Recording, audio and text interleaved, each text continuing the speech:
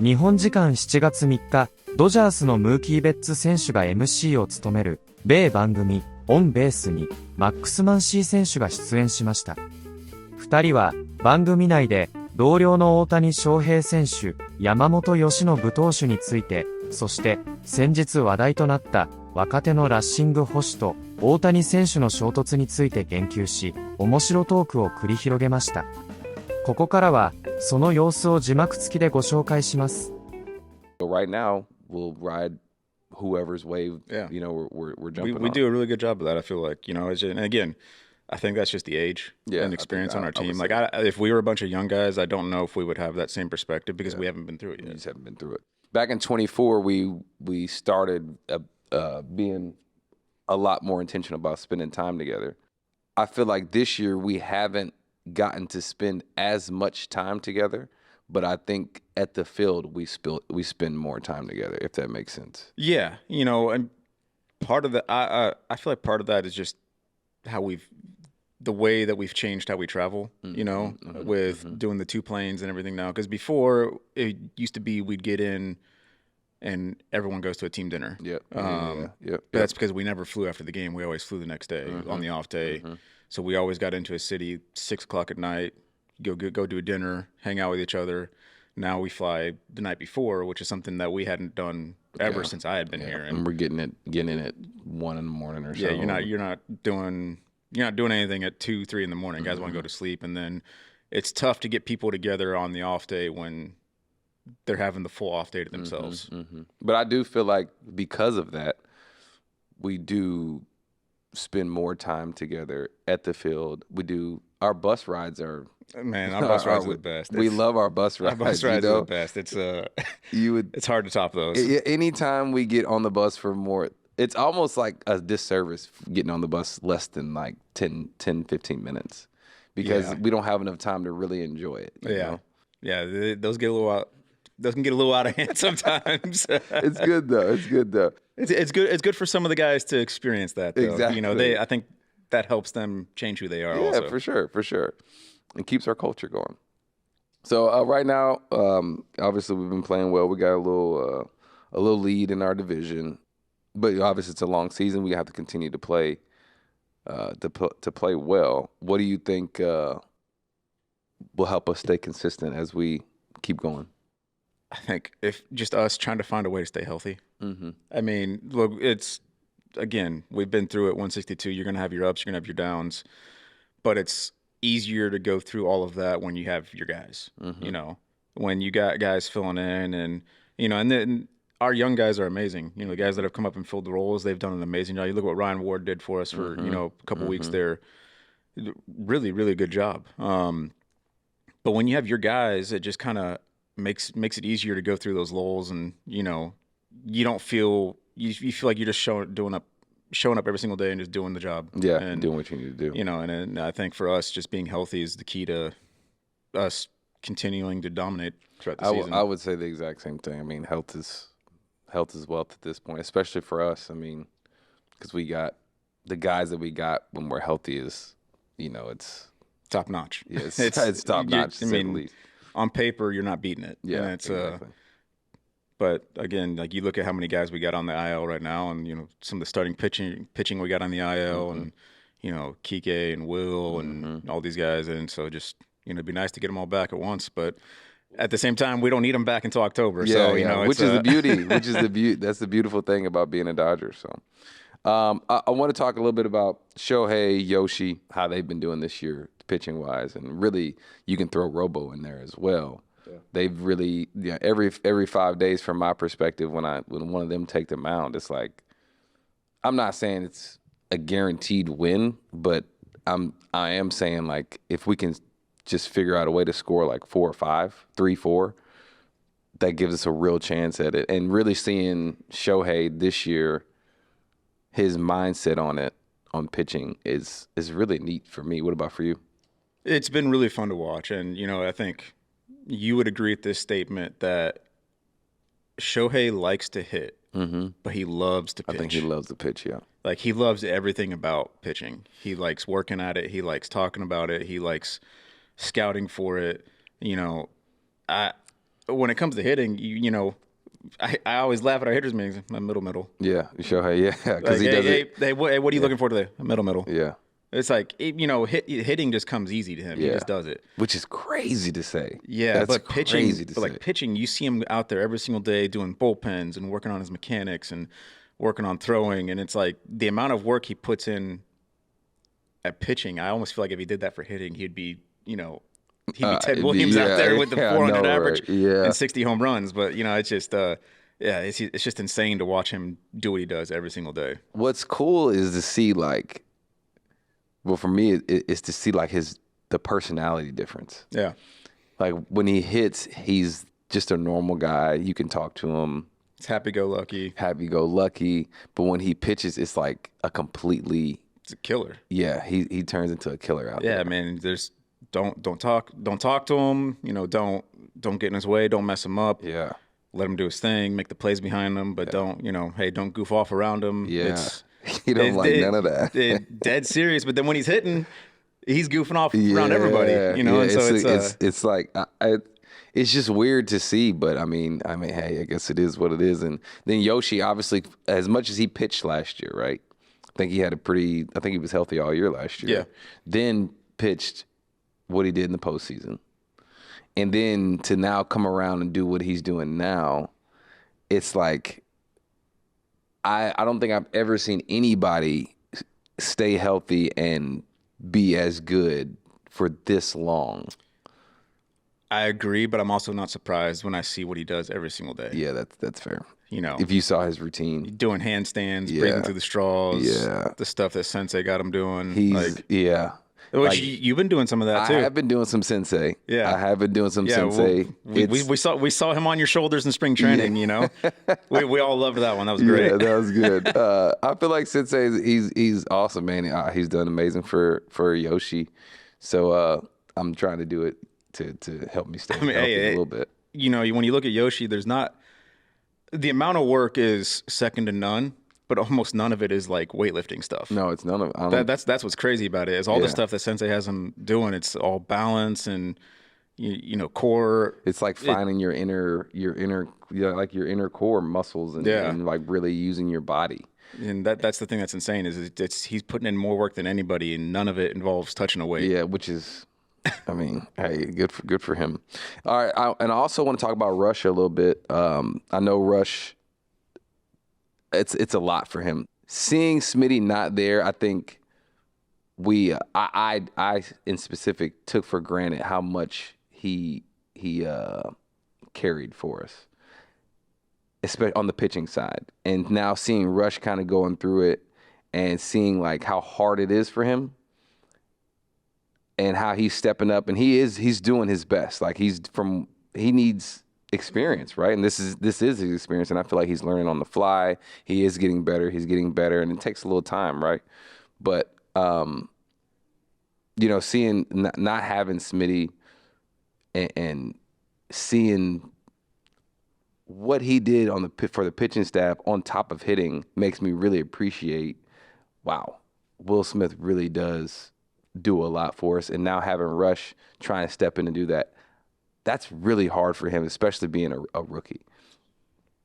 Yeah, well, let's start by saying Rush is doing an amazing job. He's doing an amazing job. But like you said, it does make you appreciate exactly what Will does. Mm-hmm. And, you know, Will was the same when he was at that stage. Yep, exactly. Will had to learn. Yep. And, you know, Will had to learn with Kirsch, you know. Which is much tougher. A little bit tougher, you know. I mean, you know, and I also think that's one of the things that was good for Will. And I think, you know, you look at what Rush is doing with Shohei and with Yama, like it's good for him to understand.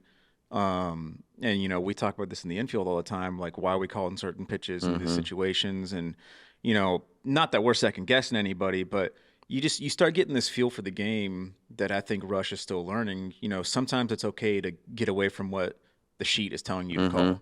You know, and that was the thing that I think Will learned with Kirsch a lot. Because, I mean, what's Kirsch throwing? He's throwing a fastball slider, and it's going to be into a right-handed batter. Well, there's a lot of times when Will would look at the sheet and be like, well, we can't throw a slider to this guy. He hits it. And it's like, that's what Kirsch is going to throw. That's his best pitch. He needs to throw it.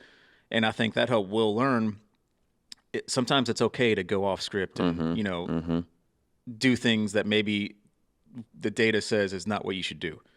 And I think, you know, that's one thing that we would agree Rush is learning, especially with Shohei. Shohei wants to throw certain pitches in certain locations, and maybe the data says that's not the best thing to do. But, you know, when the pitcher is convicted in doing that, you have to go off what the pitcher wants, especially when it's a guy like Shohei, Yama, you know. I mean, really, everybody in our staff. Yeah. At some point, you know, he'll be, when Snell and all these guys get back, like, he'll be catching all those guys Yeah, and as like, well. you know, there's times where, hey, that's probably not the pitch you should throw, but that's what the pitcher really wants to throw, and so you got to let him do it, and you got to make sure you're behind him. And, you know, I think that's one of the things that Rush is learning, and it's, it does make you appreciate Will, because Will's grown so much in that aspect of it that, you know, there's no second guessing what he's calling back there, and the pitchers have given full trust to Will. And, you know, I feel like Will's hardly ever shaken off. Like, not very. It's not very, very often. few times. And, you know, we go to Will. One of the things I love when Yama's pitching, and, you know, I know you've seen this. Yama goes to his pitch comm, right? And he'll call a pitch, and he looks at Will, and he's like, Yeah, and, you know, he wants to make sure Will thinks it's a good pitch to throw. But, and then that's where Will's like, if that's what you want to throw, then yes. Yeah. Like, that's for sure. That's the best pitch you should throw. For sure. I knew, and then I know I want to speak a little bit about the situation in Minnesota with Rush and Shohei. Obviously, we all, you know, everybody kind of saw it. That was really kind of I feel like a huge moment for Rush there. When they go down and whatnot, you know, we got to go down and look at me and you down there. We just being nosy. Hey, wait, what y'all doing down there? Yeah, that's what I was being nosy, man. You know, I was really just kind of seeing how this is going to play out. You know, like what was possibly going to be said. I think it was a good growing moment. You know? For sure. You know, obviously you don't want any of that to happen with your teammates, but I think it's a good growing moment for both guys, because you know, Show's not always going to be able to throw to Will, right? And you know, for Rush, he's got to learn that and this is one of those moments where it was like, hey, sometimes Show wants to throw a pitch that maybe isn't the best pitch to throw, and I think that's what Rush was kind of learning in that moment.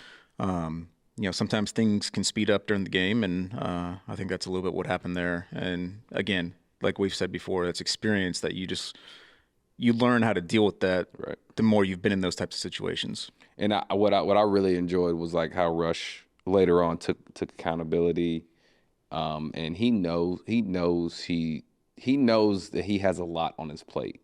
Hey, he really knows it. You're the catcher for a staff that's, you know, first in baseball in a lot of categories. So, you know, that's a lot on your plate, and he's done an amazing job handling it.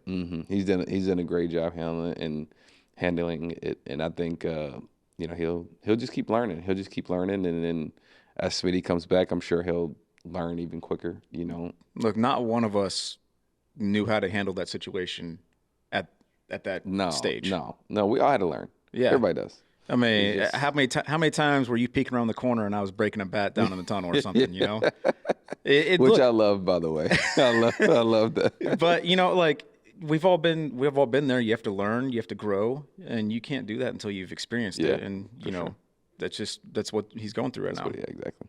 And it's weird. Like if we don't win a series or whatever, it's weird not taking the shot. You know? You know, it makes you. When you take that next shot, eventually you sit there and say, "Man, it's been a long time since we've done this." Yeah. It's like, hey, let's not do that again. Yeah, let's not let it get that long again. It's almost like it's not that. It's something for us to look forward to. You know, we know we are that meeting after the games is something I think we all really enjoy, and it's fun. You know, and for everyone out there, there's a lot of apple juice in there also. Yeah, so you know, we're not forcing anyone to do anything they don't want to do. You know, it's probably half and half, honestly. A lot of guys are doing apple juice, and so it's the whole point of it though is we're just celebrating. So just take a drink of something. We're celebrating. Yep. We're not forcing anything on anyone. Some guys do protein. It can be whatever you want. You know, literally whatever you want. So obviously, you know, a lot of guys have superstitions. Have you seen? There's a Freddie Freeman shrine candle. No, I don't know what that is. What's the? We got pick. Oh wow. So they burn this? Do they burn this during our games or something? Oh wow, okay. So that's a superstition. There you go. Can we get one of these? Yeah, we need to get one. Whoever you are, send us a couple of these, please. I would love nothing more than for Freddie's locker to have like 3 of these things. He would Because he would hate more. it. Yeah, He would hate it so much. Okay. All right, so we're gonna play Name That Dodger. You got your whiteboard, got your pencil. What we're gonna do is I'm gonna say a statement, which is a question. You name who you would or would not want to do these things. So first would be, who would you not let pack your bag for a road trip? Does this have to be current Dodgers? Yeah, current Dodgers. Okay. Sorry, Who would you I was not? going to put Luxie on there. No. No, you can't use Lux. Who would you not let pack your bag? Who would I not let pack my bag?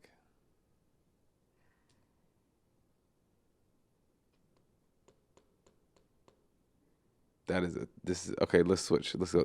Let's just do another because The problem is we got you try to pick a young guy. yeah. But I watch Freeland pack his own bag every single time that we travel. He doesn't let the clubbies pack it. So like, Yeah. you know, there's no one I wouldn't pick on that. No. Okay. So let's go to the next Yeah, one. let's skip that one for now. Okay, who gives the best clubhouse speech? I mean, that's pretty easy to me, but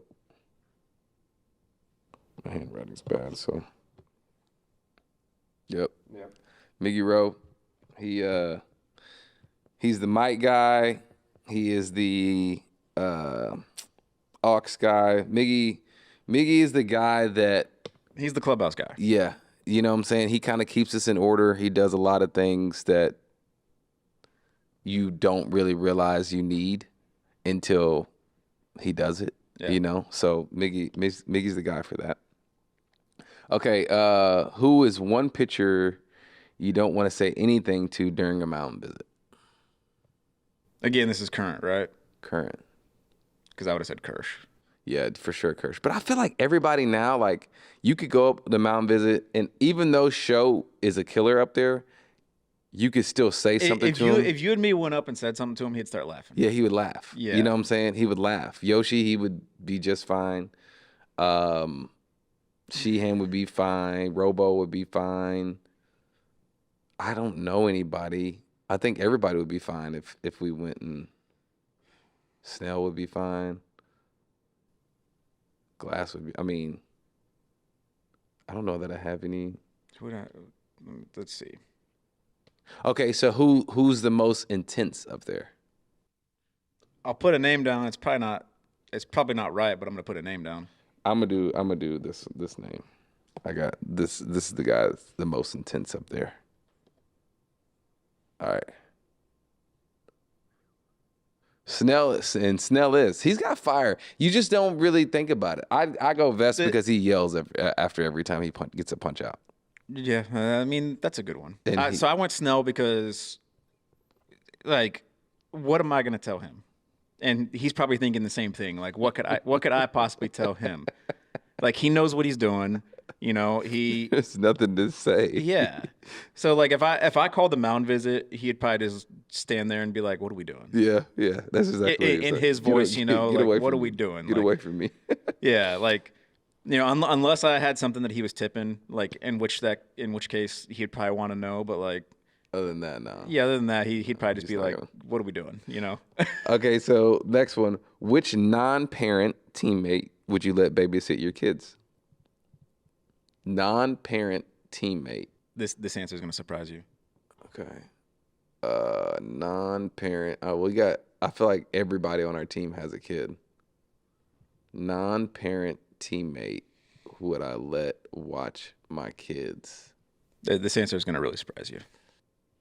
You know what? I'm going to go here. All right. I mean, there's only like 2 guys you can pick that's from, what I'm saying. Who are you going with? I'm going Freeland. Rush. Okay, yeah, there you go. Okay. Rush would be a protector. He wouldn't let nothing happen to the kid. But like I've seen the way he interacts with everyone else's kids. And I haven't seen that. Okay. Yeah, he's amazing. Like whenever nice. everyone else's kids are around, like he is amazing with other people's kids. He's always playing with them. He's always having fun with them. You know, because you know how our clubhouse is. We got kids all over the place. He's playing catch with all of them.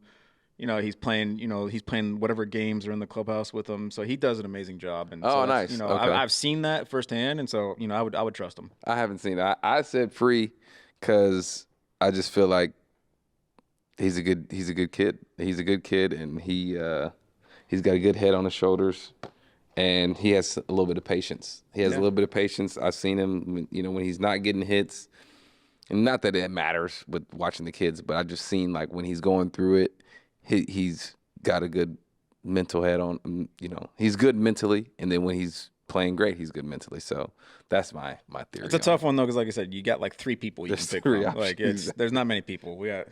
All right, last one. If you were an opposing team, which Dodger would you least want to face in a bench clearing brawl? IL guys count? Yeah, if you want.